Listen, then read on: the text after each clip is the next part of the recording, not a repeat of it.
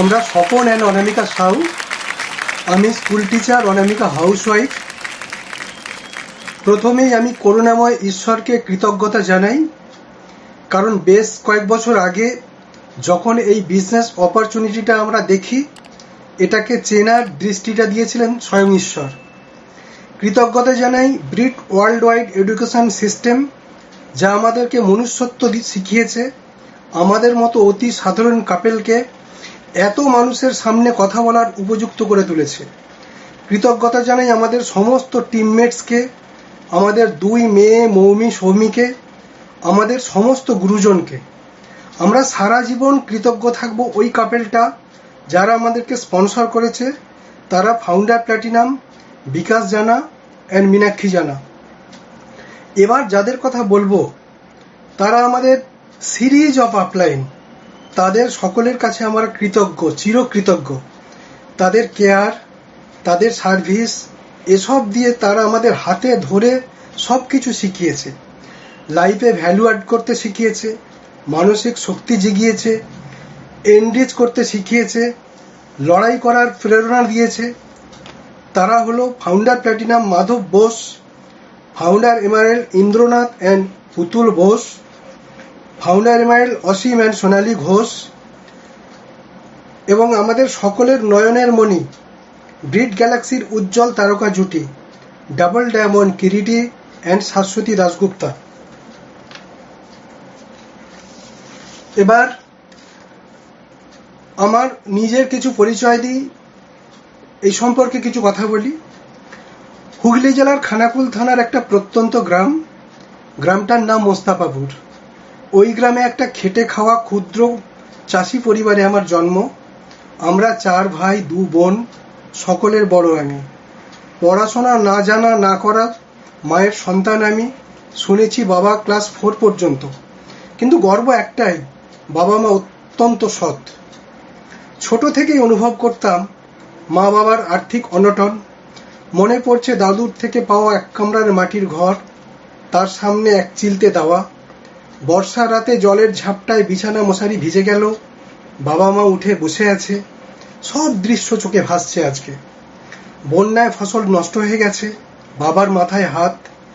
কি না সমবায় সমিতির লোনের টাকাটা কিভাবে শোধ করবে, সব কিছু ফ্রেন্ডস আমি উপলব্ধি করতাম। ছোটবেলার অনেক কথাই আজও আমার মনে পড়ে। ক্লাস 7 পর্যন্ত খালি পায়ে, কোমরে হাফ প্যান্ট, তাতে দড়ি লাগানো, কখনো কখনো তাতে তালিও পড়ে। জামা একটাই, তাতেই আত্মীয় বাড়ি, আবার তাতেই স্কুল। বিকালে কেচে সকালে পড়া। জানতাম না স্কুলে গেলে গরম ভাত খেয়ে যেতে হয়। বিলিভ মি, পড়াশোনায় আমি কোনোদিনই ভালো ছিলাম না। আজও লোকে বলে স্বপন তুই মাথা মোটা, সেদিনও মাথা মোটা ছিলাম, কিন্তু কিছু বেটার করবার জন্য সারাক্ষণ লড়ে যেতাম। 1991-এ কলেজ থেকে বিএসসি পাস, সঙ্গে প্রাইমারি টিচার্স ট্রেনিং এডুকেশন। কলেজে পড়তে পড়তে সবসময় মাথায় ঘুরতো ইনকাম করতে হবে, বাবা মার আর্থিক দুরবস্থা দূর করতে হবে, কষ্ট করে সকলকে থাকতে হয়, তাই একটা বাড়ি বানাতে হবে। বিলিভ মি, কলেজ শেষ করেই টিউশন শুরু, সঙ্গে দোকানে দোকানে ওষুধ বিক্রি। ওখান থেকেই কিছু কিছু টাকা জমিয়ে 1995-এ বাবার বাস্তু ভিটেতে 3 কামরার একটা একতলা বাড়ি করলাম। বাবা মার মুখে হাসি, আমি নিজেও খুশি। ওই বছরই প্রাইমারি স্কুলে চাকরি পেয়ে গেছি। নেক্সট ইয়ার অনামিকার সঙ্গে আমার বিয়ে হলো। সব সময় আমি একটা রাস্তা খুঁজতাম সামনের দিকে এগোনোর, স্বপ্ন দেখতাম, স্বপ্ন সাকার করার চেষ্টা করতাম। বিলিভ মি, গতিহীন জীবন আমার কোনোদিনই পছন্দ ছিল না। ভালো কাজের সন্ধানে থাকতাম। কোথায় যেন শুনেছিলাম, জন্ম হোক যথাতথা, কর্ম হোক ভালো। আমি ভাবতাম গরিব ঘরে জন্মেছি, সারা জীবনে কি গরিব হয়ে থাকবো? বিলিভ মি, আমি কিন্তু এটাকে একদম পছন্দ করতাম না, সারা জীবন গরিব হয়ে থাকাটা। ভাবতাম লাইফে কিছু কি বৈচিত্র্য থাকবে না, জীবনটা কি একঘেয়েমি থেকে যাবে। সেই স্কুল থেকে বাড়ি, আর বাড়ি থেকে স্কুল, বিকালে সকালে সন্ধ্যায় বন্ধুদের সঙ্গে ক্লাবে আড্ডা, ওইভাবেই কি জীবন চলবে? ভাবনায় আমি সারাক্ষণ এই গণ্ডিটা ভাঙার চেষ্টায় থাকতাম। ভালো মানুষের সঙ্গ চাইতাম, পজিটিভ ভাবনার মানুষের সাথে মিশতে চাইতাম, ভাবতাম জীবনে কি এমন কিছু করে যেতে পারবো না যেটা দিয়ে মানুষের হৃদয়ে ছাপ রেখে যাওয়া যায়। বেড়াতে তো ভালোবাসি, আমার মনে আছে এই বিজনেসে আসবার আগে অনামিকাকে নিয়ে নবদ্বীপ, মায়াপুর, তারাপীঠ, মুর্শিদাবাদ, শান্তিনিকেতন, দীঘা আর কলেজে পড়ার সময় কলেজ এক্সকারশনে মুকুটমণিপুর, ব্যাস এই পর্যন্তই। আবার দেখতাম দূরপাল্লার ট্রেনগুলো ছুটে যাচ্ছে, প্লেন উড়ে যাচ্ছে, আমি তাকিয়ে তাকিয়ে ভাবতাম কোনোদিনও কি এগুলিতে চড়তে পারবো না, কোনোদিনই কি দেশে বিদেশে বেড়াতে যেতে পারবো না, সারা জীবন কি গ্রামেই থেকে যেতে হবে, ওই কাঁচা রাস্তাঘাট, বর্ষাকালে প্যাচপ্যাচে কাদা, বিকেল গড়ালেই ঘুটঘুটে অন্ধকার, সারাটা জীবন এসবই দেখে যেতে হবে, কোনোদিনই কি পাকা রাস্তার আশেপাশে একটা বাড়ি করতে পারবো না, যেখানে বিদ্যুতের আলো আছে, যেখানে পাখা ঘুরে। আবার দেখতাম টিচারগুলোকে চাকরি থেকে অবসর নেওয়ার পর কেউ টিউশন করছে, কেউ এই বয়সেই কাজের সন্ধান করছে, তখনও হয়তো ছেলে বেকার, তখনও হয়তো মেয়ের বিয়ে হয়নি, চিন্তাগ্রস্ত টিচার, বয়সের ভারে অন্যদিকে মজ্জমান, একমাত্র সম্বল পেনশন, ঠিকঠাক ট্রিটমেন্ট করতে পারছে না, অ্যাসোসিয়েশনটাও ঠিকঠাক নেই, কেমন ছোট হয়ে গেছে।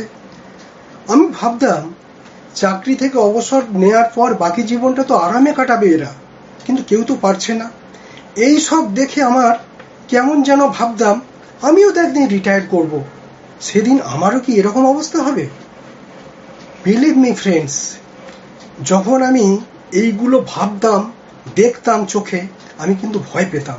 আমি সারাক্ষণ এটা থেকে বেরিয়ে আসার জন্য একটা রাস্তা চাইতাম, কিন্তু কোন রাস্তা ধরে আমি এগোবো, কোন রাস্তা ধরে এই সুদিন আসবে, তখনও পর্যন্ত কোনো রাস্তা আমি পাইনি।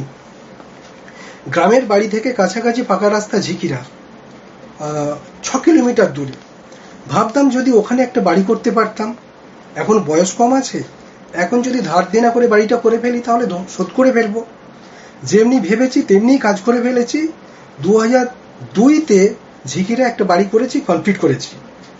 সবসময় সামনে এগোনোর ভাবনা। এবার কি হলো, ইএমআই স্টার্ট করে গেছে, ক্রাইসিস বাড়ছে। এটাকে মিট আপ করবার জন্য একটা কনভেনশনাল মেডিসিনের হোলসেল লাইসেন্স করেছি। বিলিভ মি, ওই ব্যবসাটাকে আমি 1 বছরও চালাতে পারিনি, কারণ আমার হিউজ ক্যাপিটাল ছিল না, লোকবল ছিল না, এতটা সময়ও ছিল না যেটাকে দিয়ে আমি ব্যবসাটাকে চালিয়ে নিতে পারি। এই সময় একটা অদ্ভুত ফাইন্যান্সিয়াল ক্রাইসিসে আমি পড়েছি। অনামিকার সব গয়না বিক্রি হয়ে গেল, ইভেন আমার বিয়েতে পাওয়া আশীর্বাদের আংটিটাও আমি বিক্রি করে ফেলেছি। এলআইসির সব কটা পলিসি উইথড্র করেছি, 2খানা পার্সোনাল লোন নিয়েছি, তাতেও তো কোনো সুরাহা হলো না। এই সময় আমি কিন্তু একটা রাস্তা পেতে মরিয়া। কোথায় যেন শুনেছিলাম দুর্দিনেই অপরচুনিটি আসে, কিন্তু তাকে চিনে নিতে হয়। ঠিক ওই সময় বিকাশদার সঙ্গেই আমার দেখা হয়েছিল। ওই সময় আমি অপরচুনিটিটা ঠিক কিভাবে পেয়েছিলাম সেটা একটু বলি। একদিন ঝিকিরায় একটা ওষুধের দোকানে দাঁড়িয়ে আছি, পিছন থেকে হাত, পিছু ফিরে দেখি বিকাশদা। স্বপন, আমি একটা দারুণ ব্যবসা করছি, বিকাশদা বলছে, এই ব্যবসাটা আমার দারুণ কাজ দিয়েছে, তুমি কি দেখবে? আমি বললাম, বিকাশদা তুমি ভালো ব্যবসা করছো, দারুণ ব্যবসা করছো বলছো, এতদিন কেন আমাকে বলো না? তুমি আজ সন্ধ্যাবেলায় চলে এসো। বিকাশদা বলে, আচ্ছা ঠিক আছে, আমি সন্ধ্যাবেলায় যাব। বিকাশদা চলে যাওয়ার পর ওই দোকানের যে কর্মচারী, সে বিকাশদার প্রতিবেশী, আমাকে বলছে, দেখ স্বপন, বিকাশের সঙ্গে যেন আটকে যাস না, তাহলে কিন্তু, কারণ কি ও এমনই ব্যবসা করে, তোকে কিন্তু ফাঁসিয়ে দিতে পারে। আমি চলে এলাম ওখান থেকে। সন্ধ্যাবেলা বিকাশদা আমাদের আর একজন অফলাইন মাধবদাকে নিয়ে আমার বাড়িতে এসেছে। আমি প্ল্যানটা দেখছি। আমার পরনে, আমার মনে আছে, লুঙ্গি আর ওই ফতুয়া টাইপের একটা পায়জামা। বিলিভ মি, আমি তো আমাকে চিনি না। আমি বিকাশদার চোখ দিয়ে আমাকে দেখলাম। আমি দেখছি যে বিকাশদা কি ব্যবসাটা বিশ্বাস করে। আমার মনে আছে বিকাশদা বলছে, দেখ স্বপন, এই যে 21% পিন লেভেলটা দেখছিস না, এই লেভেলে যখন তুই ঢুকবি 50 থেকে 60 হাজার টাকা ইনকাম করতে পারবি। বিলিভ মি, আমি তো বিশ্বাস করিনি, কারণ তারও আগে 18 বছর পড়াশোনা করেছি, আবার 8 বছর চাকরিও করে ফেলেছি, এবং 8 বছর চাকরি করার মাথায় আমি 9,000 টাকা মাইনে পেতাম। বিলিভ মি, আপনারা বলুন আমি কিভাবে বিশ্বাসটা করবো? আমি বললাম, বিকাশদা ঠিক আছে 60,000 পেলে তো কোনো অসুবিধা নেই, কিন্তু আপাতত 1,000-2 পেলেই চলবে। এটাকে আমি পাবো? ডেফিনেট, বিশ্বাস করলেই তুমি পাবে। আমার মনে আছে আরও কিছু কি পয়েন্ট আমি শুনেছিলাম। আর্থিক ক্ষেত্রে নিরাপদ হতে পারবো, সারা জীবন ইনকাম করতে পারবো, কোয়ালিটি অ্যাসোসিয়েশন পাবো, ফরেন ট্রিপ পাবো। দেখুন, সব কথা হয়তো আমার বিশ্বাস হয় না, কিন্তু আমার একটা জিনিস মনে হলো, আমি তো এগুলোই চাইছি, আমি তো এরকম লাইফই চাইছি। ঠিক আছে, লস হবার তো কিছু নেই, স্টার্ট করে দিই। কিন্তু স্টার্ট কি করে করব? আমার কাছে তো 4,400 টাকাও নেই। আমি বিকাশ থেকে বললাম, বিকাশ দা, আমি 13 তারিখ মাইনে পেয়ে এটাকে স্টার্ট করব, কিন্তু আজই যদি এটাকে স্টার্ট করতে পারতাম খুব ভালো হতো। তো বিকাশ দা বলছে যে তোর কাছে 1 টাকা আছে, মানে 16 আনা আছে। 16 আনা? আমি বললাম হ্যাঁ 16 আনা আছে, তাতে কি হবে? বলছে ওইটা দিয়েই তুই স্টার্ট কর। আমি 16 আনা মানে 1 টাকা দিয়ে ওটাকে স্টার্ট করেছিলাম। ওকে, তারপরে ব্যবসাটাকে আমি কিভাবে করেছি, আমরা কিভাবে ওটাকে এগিয়ে নিয়ে গেছি, আমি নেক্সট টাইমে এসে বলবো। এখন আমি অনামিকা, আমার ওয়াইফ, ওকে ওয়েলকাম জানাবো। প্রথম দিন থেকেই অনামিকা আমি দুজনে একসঙ্গে ব্যবসাটা করছি। So over to Anamika. Good afternoon. আমি অনামিকা সাউ, হাউস ওয়াইফ। আমার জন্ম পরিচয় দিই। হুগলি জেলার এক প্রত্যন্ত গ্রামে মধ্যবিত্ত ফ্যামিলিতে আমার জন্ম। বাবা সেন্ট্রাল গভর্নমেন্টে চাকরি করতেন, মা হাউস ওয়াইফ। আমরা 2 বোন 1 ভাই, আমিই বড় ছিলাম। তারপর এক মধ্যবিত্ত ফ্যামিলিতে আমার বিয়ে হয়। Husband primary school teacher. আর 5টা মেয়ের মতো আমারও অনেক স্বপ্ন ছিল, কিন্তু হাম্বেল ব্যাকগ্রাউন্ড থেকে কি আর করতে পারি। কোনো রকমের দিনগুলো কাটছিল। ছাপোষা সংসার, ঘর সংসার, হাতা খুন্তি নিয়ে ছিল জীবন। 4 দেয়ালের বদ্ধ ঘরে আবদ্ধ ছিলাম। এর বাইরেও যে একটা জগৎ আছে, তাই ব্যবসায় না এলে জানতেই পারতাম না। এরপর আমাদের আপলাইনদের কাছ থেকে এই বিজনেস অপরচুনিটি আমরা পাই। প্রত্যন্ত গ্রাম থেকে বিজনেসটা শুরু করেছিলাম এই কারণেই, একটা ছোট্ট বাড়ি করি, তার লোন ছিল এবং বাজারে প্রচুর ধার দেনা ছিল। লোনের ইএমআই দিতে হতো 2,000 টাকা। এই 2,000 টাকার জন্য বিজনেসটা শুরু করেছিলাম। শুরুতে ভাবিনি এই 2,000 টাকাও এই বিজনেস থেকে ইনকাম করতে পারবো। আপলাইনদের পাশে থাকতে থাকতে, মিটিং ফাংশনে যেতে যেতে বিশ্বাসটা বাড়তে থাকে।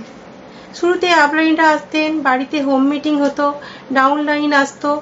এই ব্যবসায় হাততালি দিয়ে উৎসাহিত করা হয় সকলকে। একদিন সকালে পাশের বাড়ির এক প্রতিবেশী আমাকে ডেকে জিজ্ঞেস করছে যে তোমাদের বাড়িতে কি এমন হয়, হাততালি দেয়, বাজে লাগে শুনতে। সেই বাজে লাগাটা ফ্রেন্ডস আজকে কিন্তু আমাদের ভালো লাগায় পরিণত হলো। তখন বড় মেয়ের বয়স 6, ছোট মেয়ের বয়স 2।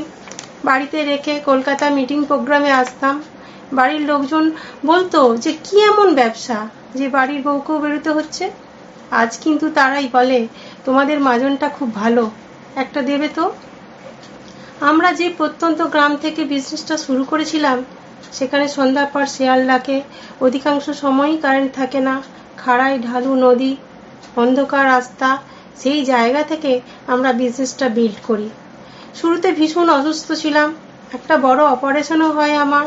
ডাক্তারবাবু বলেছিলেন 3 মাসের কম তুমি সুস্থ হতে পারবে না, কিন্তু থ্যাঙ্কস গড নিউক্লিয়াইট আমাকে বাঁচিয়ে দিয়েছে। কি করেছি, দারুণভাবে আমাকে নিউক্লিয়াইট ইমপ্রুভ করেছে, মানে ওষুধ ও মেডিসিনের সাথে সাথে থ্যাঙ্কস নিউক্লিয়াইট। কি করেছি, খেয়েছি, খাইয়েছি, মেখেছি, মাখিয়েছি, ঈশ্বর পাশে এসে দাঁড়িয়েছে। প্ল্যাটিনাম হয়ে সিঙ্গেল চেকে পে করেছিলাম সমস্ত লোনের টাকাটা। এখন কিন্তু আমরা অনেকটাই চাপমুক্ত। এই বিজনেসটা করার আগে দীঘা, পুরী, দার্জিলিং এই সমস্ত জায়গায় গেছি হাজব্যান্ডের সঙ্গে, সেইভাবে সম্ভবও হয়নি আর পারমিটও করেনি। কিন্তু এই বিজনেসে এসে, এই বিজনেসের সুবাদে প্রত্যেক বছর এমনই আমাদেরকে ফ্রিতে বিদেশে বেড়াতে নিয়ে যায়। আমরা 7টা কান্ট্রি ঘুরে এসেছি ইতিমধ্যে। কানাডা, প্যারিস, ইন্দোনেশিয়ার বালি, দুবাই, সিঙ্গাপুর, ইস্তাম্বুল, সাংহাইও গেছি। এর মধ্যে দুবাই, সিঙ্গাপুরও মেয়েদের নিয়ে ঘুরে আসতে পেরেছি। ফ্রেন্ডস, এই সব কিছু কিন্তু আপনাদের জন্য অপেক্ষা করছে। কেউ কিন্তু থেমে থাকবেন না। শুধু তাই নয়, এই বিজনেস থেকে গ্রাম থেকে কলকাতায় এসে একটা ফ্ল্যাট কিনতে পেরেছি, একটা গাড়ি কিনতে পেরেছি, মেয়েদের উচ্চশিক্ষার জন্য কোনো খরচ করতে অসুবিধা হয় না। এখন পছন্দের কেনাকাটাও করতে পারি, সাধ্যমতো অনেক মানুষকে হেল্পও করতে পারি। আমি কখনো ভাবিনি যে ফ্লাইটে চড়বো, জীবনে কোনো দিনও, যে 5 স্টার হোটেলে থাকবো, খাওয়া দাওয়া করবো। 2012 প্ল্যাটিনাম ফোরাম প্রথমবার ফ্লাইটে চড়া। জীবনে কখনো ভাবিনি যে ফ্লাইটে চড়বো। তারপর 2014 লং জার্নি বিদেশ ট্যুর কানাডার নায়াগ্রা ফলস আমাদেরকে দারুণভাবে অভিভূত করেছিল। কখনো ভাবিনি যে এই নায়াগ্রা ফলসের জলে আমরা ভিজবো, এবং আমি একটা প্রত্যন্ত গ্রামের হাউস ওয়াইফ। হাজব্যান্ড কখনো সম্ভব হতো নয়, হাজব্যান্ড প্রাইমারি স্কুলের একটা স্কুল টিচার, যে এই জায়গায় আসা তো দূরের কথা। ভাগ্যিস ব্যবসাটা করেছিলাম, সেই জন্য অসম্ভবও কিন্তু আজকে সম্ভব হয়েছে। অনেক স্বপ্ন পূরণ করতে পেরেছি, ছোট ছোট থেকে বড় বড়। সেই নায়িকা ফলসের ধারে পুতুল বৌদি ইমোশনাল হয়ে কেঁদে ফেলেছিলেন। আমাদের এই ছোট্ট ডিসিশনের জন্য অনেক মানুষের জীবনে পরিবর্তন এসেছে। এই সব কিছু কিন্তু আপনাদের জন্য ওয়েট করছে। আমার মতো অতি সাধারণ মেয়ে যদি পারে, আপনারা কিন্তু প্রত্যেকে পারবেন। একটা গল্প বলে আমি শেষ করব।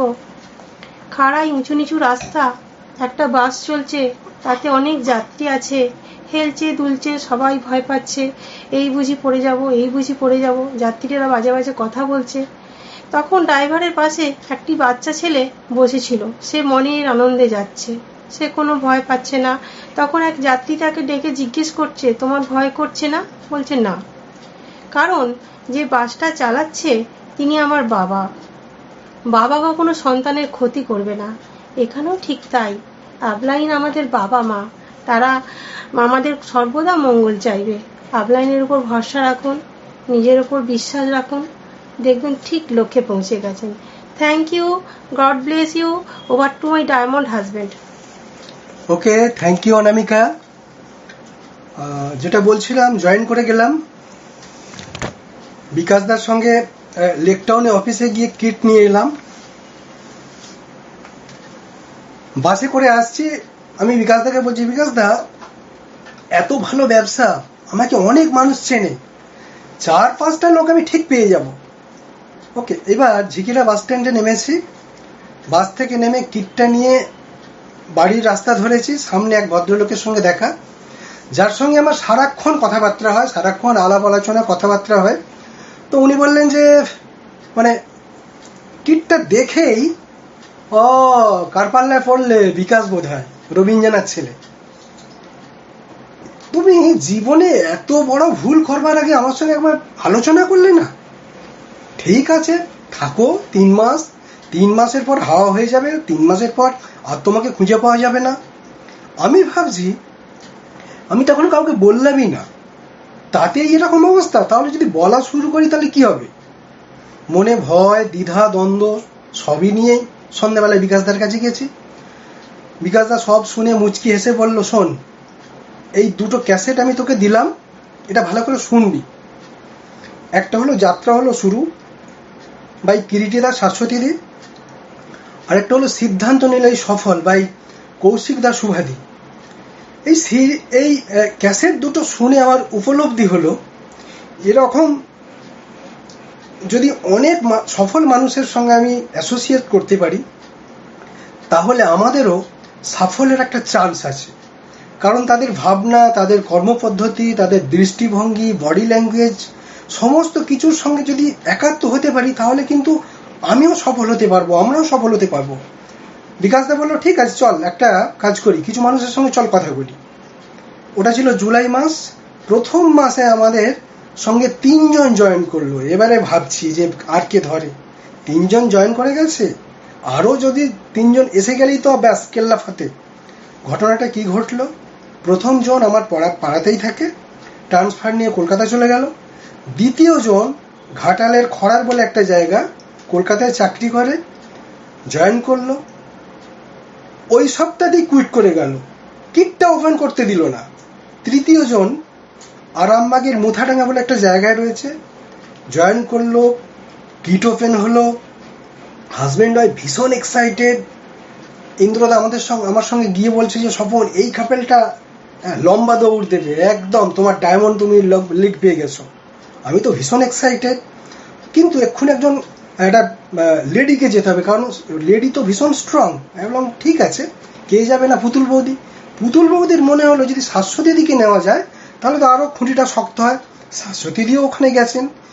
কি ঘটনা ঘটলো, 2 মাস পরে আমাকে একদিন ওই কাপেলটা বলছে যে স্বপনদা, আমরা অনেক রিসার্চ করে দেখলাম ইন্ডিয়াতে ব্যবসাটা চলবে না।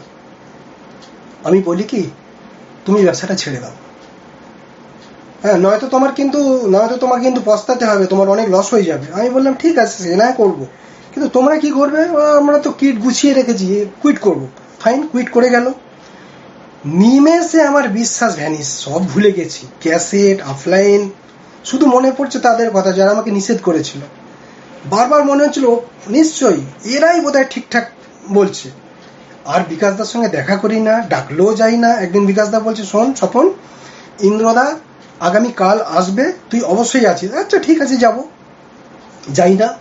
বিকাশদা অনেকবার ডাকতে এসেছে, যাচ্ছি করে কাটিয়ে দিয়েছি। সন্ধ্যের আগে ভাবছি ইন্দ্রদা চলে যাবে, আর কোনো অসুবিধা নেই, এইবার বাঁচা যাবে।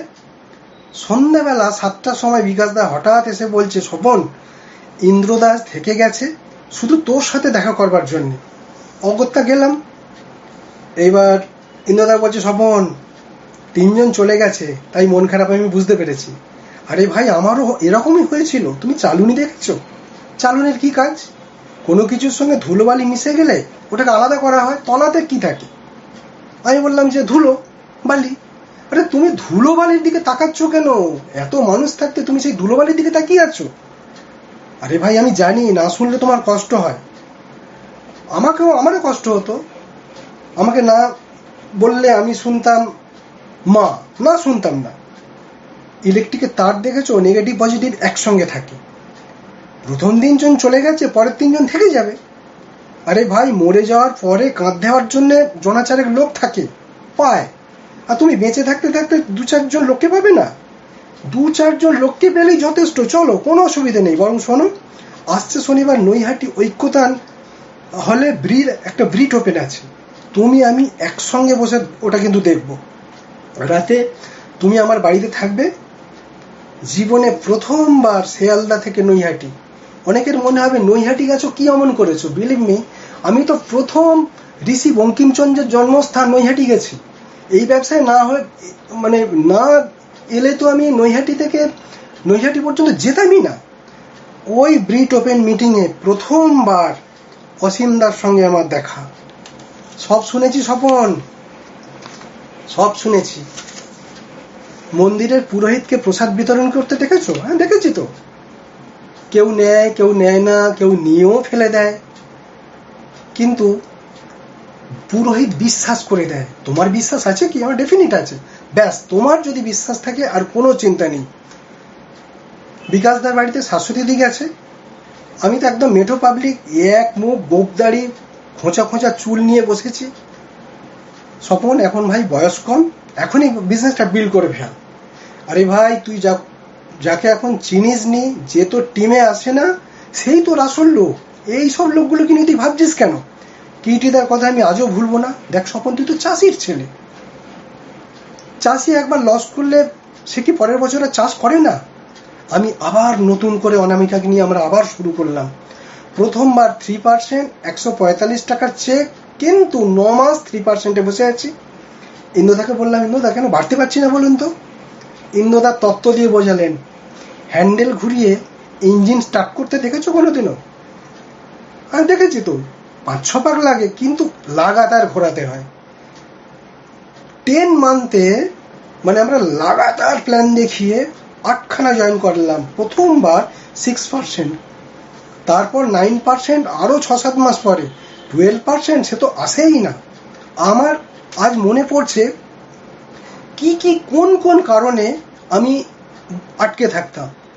কি না মাথা খাটাতাম, আপলাইনের কথাতে পোস্টমর্টেম করতাম, ভাবতাম আমি একাই সব করব, আমি এসটিপি দেখাবো, আমি ফলো আপ করবো, আমি প্রোডাক্ট শেয়ার করবো, সব আমি একা করবো।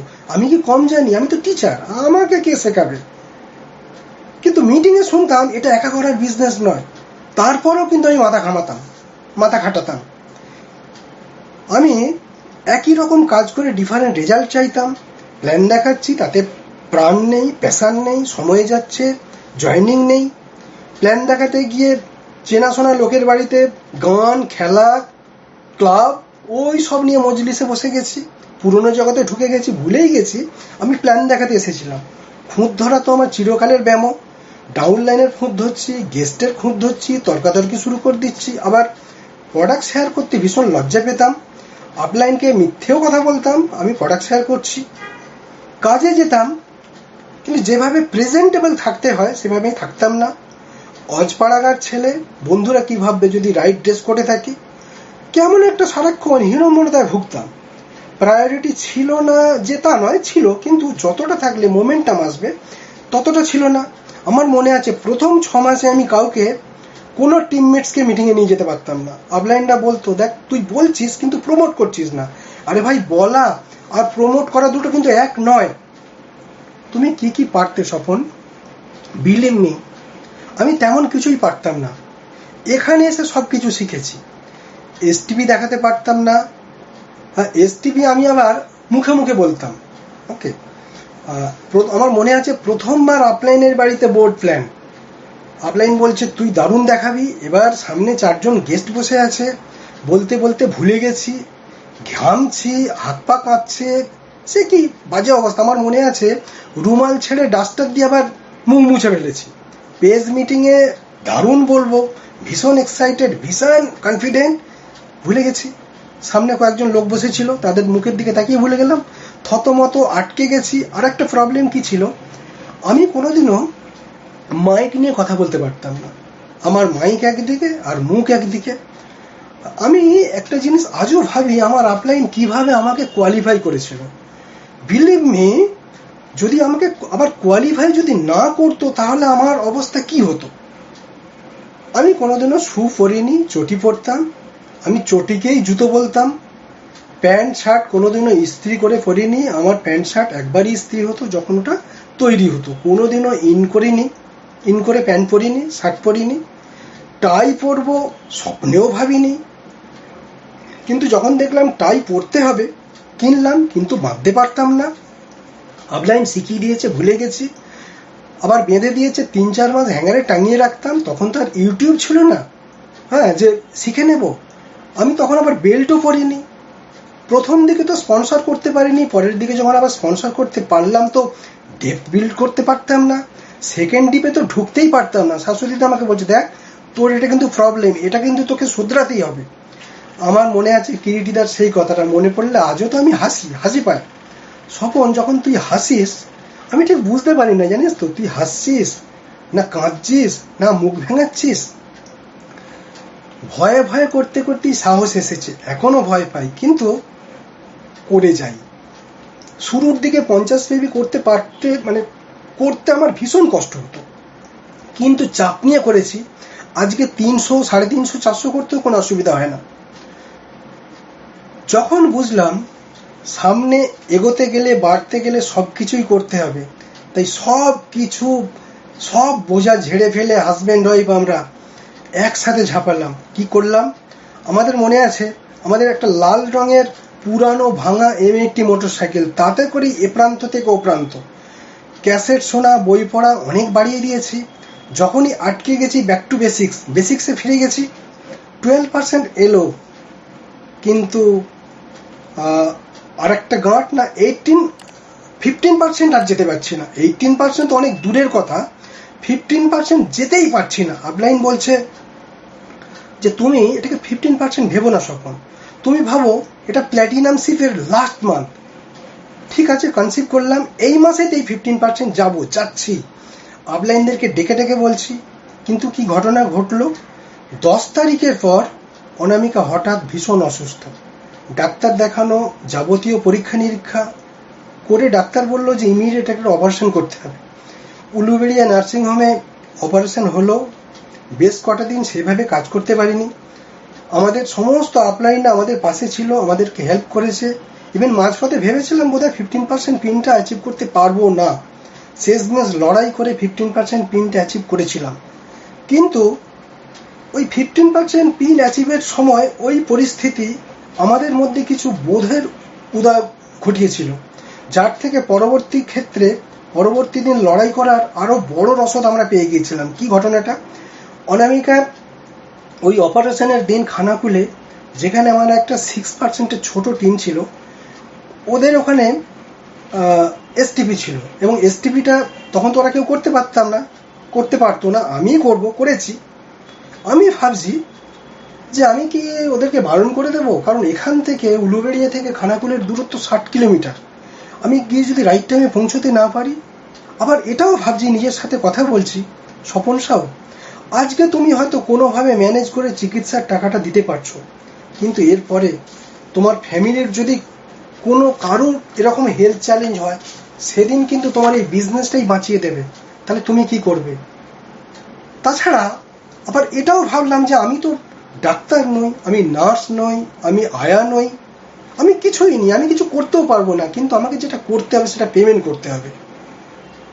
আবার এটাও ভাবছি যে আজকে যে 6%-এর ওই টিমটা, ওরা যখন ঘটনাটার কথা শুনবে, বুঝবে, যদি কেউ ওখান থেকে একজনও কমিটেড হয়, একজনও যদি আমাকে নকল করে, তাহলে হয়তো একদিন প্ল্যাটিনামও বেরিয়ে পড়বে।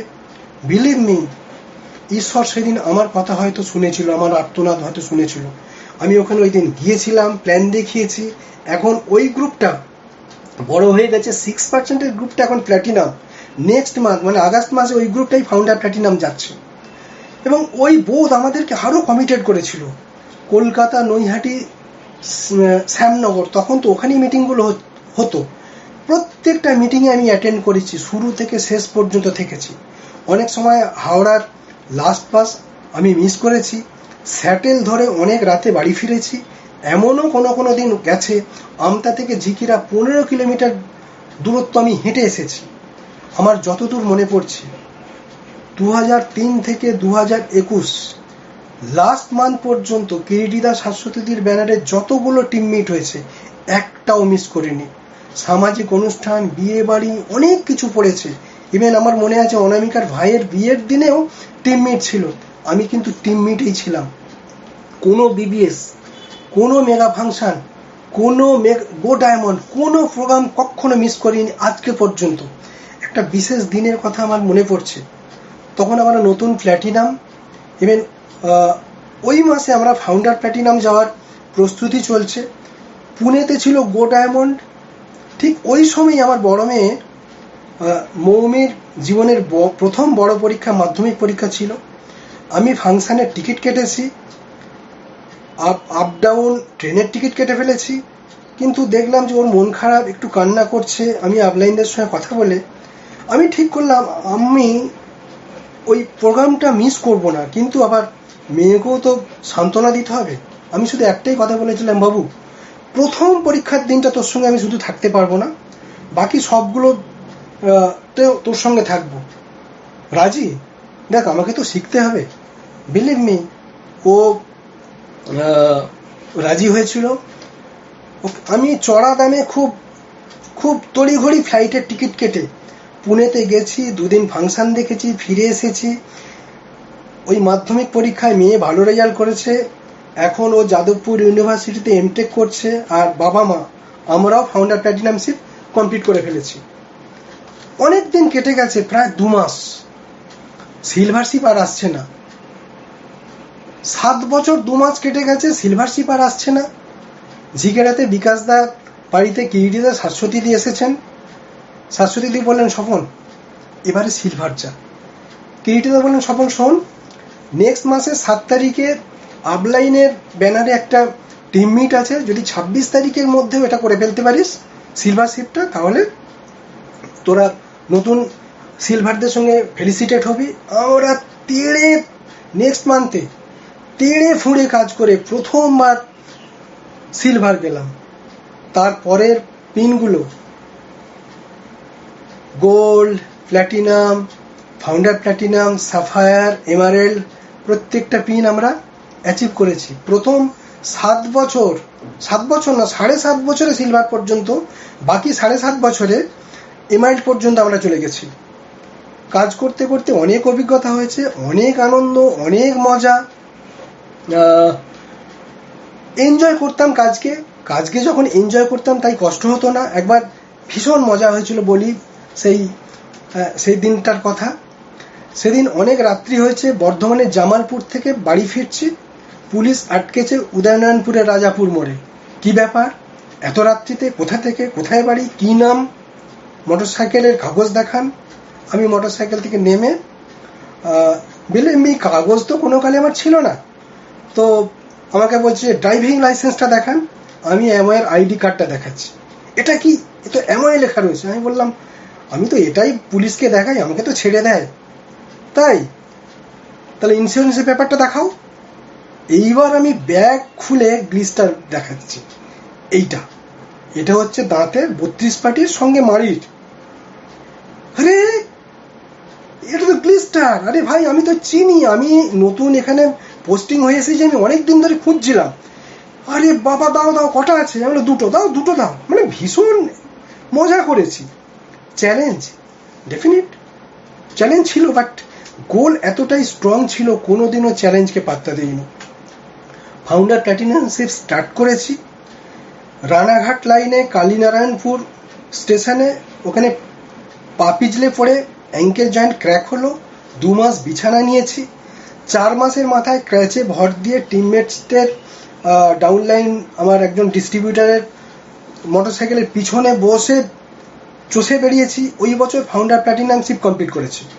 আপলাইনটা মজা করে বলছে যে এই বছর তোমার বোধহয় লেগ ব্রেক করবে। বিলিভ মি, ওই বছর আমাদের ফার্স্ট লেগ সিলভার হয়েছিল। 2017 জুলাই মাস, আমাদের সাফায়ার শিপের 5th মান্থ। 20 তারিখের পর বাঁধভাঙা বন্যা, উদয়নারায়ণপুর, খানাকুল, আরামবাগ, ঘাটাল সব জলের তলায়, ইলেকট্রিক নেই, সব ফোন বন্ধ, কারোর সঙ্গে যোগাযোগ নেই। বাট যুদ্ধক্ষেত্রে আমি ছেড়ে যাইনি। 28 তারিখ থেকে জ্বর নামতে শুরু করেছি। 31 তারিখ রাত্রি 12টা পর্যন্ত যুদ্ধ করে 5th মান্থ কমপ্লিট করেছিলাম। নেক্সট মান্থ আগস্ট আমরা সাফায়ার শিপ অ্যাচিভ করি। আমি গ্রামে মোটরসাইকেল চালাতাম, কিন্তু শহরে তো চালাই না কোনোদিনও। কিন্তু তখনও তো হোম ডেলিভারির ব্যবস্থা ছিল না। স্কুল থেকে ফিরে ওই মোটরসাইকেলটা নিয়ে হাই রোড ধরে সেকেন্ড ব্রিজ হয়ে কলকাতা এডিসি, ভয় লাগতো কিন্তু আসতাম। মাসে অন্তত 4-5 বার এসেছি। এই সব কিছু ওয়ার্ক এথিক্স আমাদের আপলাইনদের কাছ থেকে শিখেছি। আমাদের আপলাইনরা প্রত্যেকে ওয়ার্ক এথিক্সের মাস্টার। আমার মনে আছে ইন্দ্রদা, শাশ্বতীদি, ওরা বলতেন যে আমরা অফিস থেকে বাড়ি না ফিরে, মানে বিজনেসের কাজে সরাসরি বাড়ি না ফিরে চলে যেতাম কাজে। বিলিভ মি, ওটা কি আমরা নকল করেছি। স্কুল থেকে সোজা কাজ, স্কুল মাঝে শুধু ড্রেসটা চেঞ্জ করে নিতাম। আবার এটাও হয়েছে যে মাসে 1 বার বা 2 বার স্কুল থেকে বাড়ি ড্রেস চেঞ্জ করে নিয়ে কলকাতা মিটিং থেকে ইন্দ্রদার সঙ্গে ইন্দ্রদার বাড়ি, রাত্রিতে খাওয়া দাওয়ার পর কাউন্সেলিং, ভোরে উঠে স্নান, আবার 1 রাউন্ড কাউন্সেলিং, বাস ট্রেন ধরে সোজা স্কুল, ওখান থেকে সোজা কাজের জায়গা। অনেকে সরাসরি বলেছে, স্বপনদা তুমি টিচার, বাড়ি ফিরে তুমি কোথায় রেস্ট নেবে, চা খাবে, খবর পড়বে, টিভি দেখবে, বিকেলে হাওয়া খাবে, তা না করে টাকার পিছনে ছুটছো। ইভেন আমাদের একজন টিমমেটস কিছুদিন আগে আমাকে বলছে, দাদা আমিও কিন্তু বলেছি সব মোহ, কতদিন স্বপনদা ছুটবে, সব ছুট বন্ধ হয়ে যাবে। ফ্রেন্ডস, একবার একটা কুকুর একটা খরগোশের পিছনে ধাওয়া করেছে। উদ্দেশ্য কি না, ওটাকে খেয়ে পেট ভরাবে। এবার কুকুর ছুটছে, খরগোশ ছুটছে। একটা সময় খরগোশ একটা গর্তে ঢুকে গেছে। কুকুর সারাদিন ওয়েট করছে, বেরোলেই খাবে, কিন্তু খরগোশ আর বেরোয় না। দিনের শেষে ক্লান্ত কুকুর খরগোশকে জিজ্ঞাসা করছে, খরগোশ তোমার চেয়ে আমি আকারে বড়, শক্তিশালী, জোরে দৌড়াতে পারি, তারপরও আমি তোমাকে ধরতে পারলাম না কেন? খরগোশ একটাই উত্তর দিয়েছিল, তোমার লক্ষ্য ছিল খাবার, আর আমার লক্ষ্য ছিল জীবন বাঁচানো। আমি কোনোদিনও তাদের কথা শুনে থেমে যায়নি, লড়ে গেছি। বরং তারা এখন কোথাও না কোথাও কারোর না কারোর সঙ্গে এমআই বিজনেসে জয়েন করছে, ইন্ডিয়ার ইকোনমিক পাল্টে ফেলছে। নিকট বন্ধু দলের তাচ্ছিল্যও ছিল। মাজন চাই, মাজন, সাবান, ব্রাশ। কেউ কেউ বলতো টিচারের যোগ্য কাজই বটে, এদের জন্য টিচার সমাজের মাথা হেঁট। ফ্রেন্ডস, এই বিজনেসে না এলে আমি জানতে পারতাম না আমার আসল বন্ধু কারা। এখানে এসে জানলাম বন্ধুর সংজ্ঞাটা কি। আমার তথাকথিত বন্ধুদের অসম্মানজনক কথা কিংবা অ্যাময়ের গৌরবকে এতটুকু ম্লান করেনি। 2000 টাকার নোট, তাতে আপনি যদি থুতু ফেলেন, নোংরা ছিটিয়ে দেন, তাতে যদি আপনি মারিয়ে চলে যান, তার ভ্যালু কি এতটুকু কমে? এতটুকু কমে না। কিরিটিদা বলেন রং কোয়েশ্চেনের কখনো অ্যান্সার হয় না। আমি চিরকাল তাদের জন্য চুপচাপ থেকেছি, নিরুত্তর থেকেছি, বরং আমি কাজটাকে বাড়িয়ে গেছি। এবার আমাদের এমআইল জার্নিতে আমাদের সেনাপতিদের কথা একটু বলি। আমাদের ফার্স্ট অর্গানাইজেশন তারকেশ্বর চাপাডাঙ্গা থেকে founder platinum Shambhunath and Kakuli Dolui, ভীষণ ড্রিমার। শম্ভুদা স্কুল টিচার, কাকুলি বৌদি হাউসওয়াইফ। ওরা ভীষণ লড়াই করছে নেক্সট পিনগুলোর জন্যে। ওদের অর্গানাইজেশন থেকে একাধিক ফাউন্ডার প্ল্যাটিনাম আছে।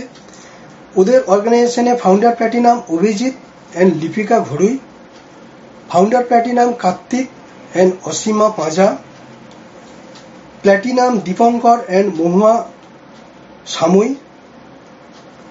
এ মাসে প্ল্যাটিনাম যাচ্ছে, নতুন প্ল্যাটিনাম হচ্ছে অচিন্ত অ্যান্ড নবনীতা ঘড়ুই। আমাদের সেকেন্ড যে অর্গানাইজেশনটা আরামবাগ খানাকুল নতিপুর বলে একটা জায়গা, নতিপুর বলে একটা গ্রাম, একদম প্রত্যন্ত গ্রাম। ওই গ্রাম থেকে প্ল্যাটিনাম তরুণ অ্যান্ড শম্পা মণ্ডল। ওরা নেক্সট মান্থ আগস্ট মাসে ওরা ফাউন্ডার প্ল্যাটিনাম যাচ্ছে। আমাদের থার্ড যে অর্গানাইজেশনটা, আমি শুরুতে বলেছিলাম প্রথম একটা কাপল জয়েন করেই ওরা পরেই কলকাতা চলে গেছে। এখন ওরা প্ল্যাটিনাম, শ্যামসুন্দর অ্যান্ড ছায়া বৈরাগী। ওদের কথা আমাকে একটু বলতেই হবে। 2003 প্রথম যাদেরকে জয়েন করি আমরা খাতা খুলি, ওরা সেই প্রথম ব্যক্তি। দীর্ঘ 12 বছর পর 15 সালে আবার ওরা ডিসিশন নেয় যে আমরা ব্যবসাটা করব। এখন ওরা ফাউন্ডার প্ল্যাটিনামশিপের জন্য লড়াই করছে। কি কি পেয়েছি অনামিকা সব কিছু বলে গেছে, তবুও আমি কয়েকটা কথা যোগ করি। আমরা জীবনে যা চাইতাম তার চেয়ে অনেক বেশি পেয়েছি এবং অনেক বেশি পাবো। সব কিছু আমাদের জন্য ওয়েট করছে। আমার মনে আছে দুবাইয়ের ভুজ খালিফা কিংবা দুবাই মরুভূমি কিংবা সিঙ্গাপুরে আমার 2 মেয়ে কি আনন্দ করেছে। ওদের আনন্দ আমরা তাড়িয়ে উপভোগ করেছি, ওদের ছবি তুলেছি, আনন্দের ছবি তুলেছি। আমরা এগুলো জীবনে কোনোদিনও ভুলবো না। আমার বন্ধু তরুণ, ওর কথা একটু বলি। ওর বাবা কিছুদিন আগে পৃথিবী ছেড়ে চলে গেছেন। ওর বাড়িতে গেছি একদিন, আমাকে ডেকে বলছে, স্বপন, আমার সব ছেলেরা প্রতিষ্ঠিত, কিন্তু তরুণ কিছু করে উঠতে পারেনি। কিন্তু তরুণ এখন এমআই ব্যবসাটা খুব ভালো করছে, ইনকাম করছে। আমি ভীষণ খুশি। তোমাকে আশীর্বাদ করি তুমি দীর্ঘজীবী হও এবং তোমাদের বন্ধুত্ব সারা জীবন যেন অটুট থাকে। এই আশীর্বাদ, এই কথা, এই বাণী আপনারা বলুন, এটা কি টাকায় মাপতে পারবো কোনোদিনও? আজকে আমাকে যেমন দেখছেন আমি কিন্তু তেমন ছিলাম না। এটা ফিনিশড প্রোডাক্ট, এটা আমার আপলাইনরা জানে। এটা ব্রিট এডুকেশন আর এটা অ্যামওয়ে এবং আমার সমস্ত আপলাইনদের ফসল। আমরা তাদের কাছ থেকেই শিখেছি। কারণ আমি চিরকাল মাথা মোটা পাবলিক, এটা সবাই জানে। আমি একবার শুনে ঠিক বুঝে উঠতে পারতাম না, আমাকে সেকেন্ড টাইম শুনে বুঝতে হতো। ভুলে যাই, আজও ভুলে যাই, চিরকাল ভুলে যেতাম এবং ওই জন্যই আমাকে সবাই মাথা মোটা পাবলিক বলতো এবং আমি ওটা মেনেও নিয়েছি। ইভেন মাথা মোটা অবস্থা দিয়ে আমি কিন্তু লড়ে যেতাম। দেখবেন কাঁকড়, আপনারা অনেকে কাঁকড় দেখেছেন, কাঁকড়কে কেউ পাতে নিতে চায় না। আমি ওই টাইপের কাঁকড়ই ছিলাম।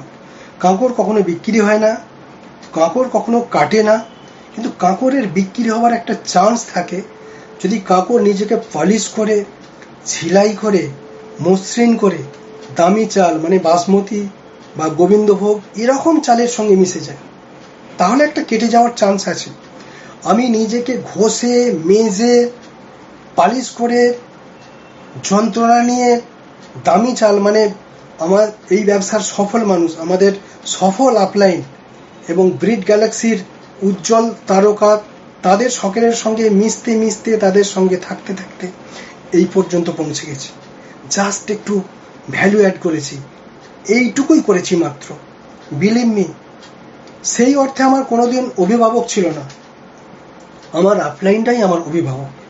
এই বিজনেসে না এলে সারা জীবন আমি অভিভাবকহীন হয়ে থাকতাম।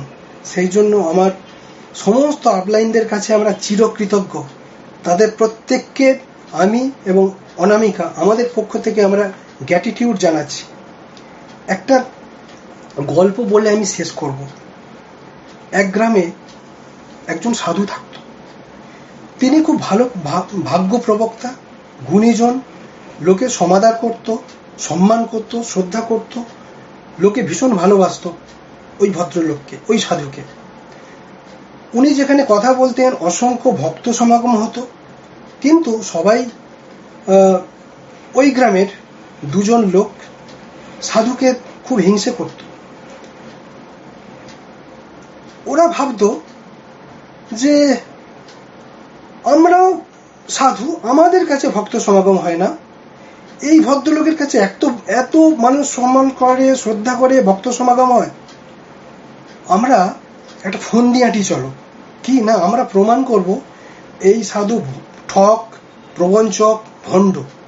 তারা কি স্থির করলো? তারা ঠিক করলো যে আমরা দুজন দু হাতে দুটো জ্যান্ত পাখি নেব, সাধুকে গিয়ে বলবো, সাধু আমাদের হাতে যে দুটো পাখি আছে সেগুলো জীবিত না মৃত, তুমি বলো। এবার সাধু যদি বলে মৃত, তাহলে উড়িয়ে প্রমাণ করবো এটা জীবিত। আর সাধু যদি বলে জীবিত, ওটাকে টিপে মেরে প্রমাণ করবো এটা মৃত।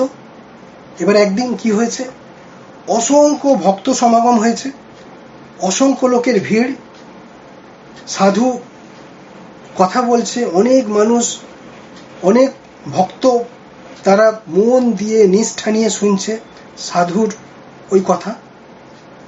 এমন সময় ওই দুজন ভদ্রলোক ওখানে গিয়ে বলছে, সাধু আমাদের হাতে যে দুটো পাখি আছে তোমাকে বলতে হবে এই দুটো পাখি জীবিত না মৃত। সাধু অনেকক্ষণ চোখ বুজে থেকে উত্তর দিল, বৎস তোমাদের হাতে যে দুটো পাখি আছে সে তার মরা বা বাঁচা, মরণ বাঁচন সবকিছু নির্ভর করছে তোমাদের উপরে। এবার তোমরাই ঠিক করো ওটাকে তোমরা মারবে না বাঁচাবে। ফ্রেন্ডস, এটা আমার উপলব্ধি, এটা আমার বিশ্বাস, এটা আমার ভরসা। আপনারা জীবনে যা যা পেতে চান সব কিছু পেতে পারেন থ্রু দিস বিজনেস। এবার এটাকে বাঁচিয়ে রেখে জীবন পাল্টাবেন, নাকি নিজের হাতে মেরে ফেলে প্রাপ্তিযোগের সমস্ত রাস্তা বন্ধ করবেন, সেটা আপনারাই ঠিক করুন। Okay, thank you, God bless you, nice to talk you, back to the host.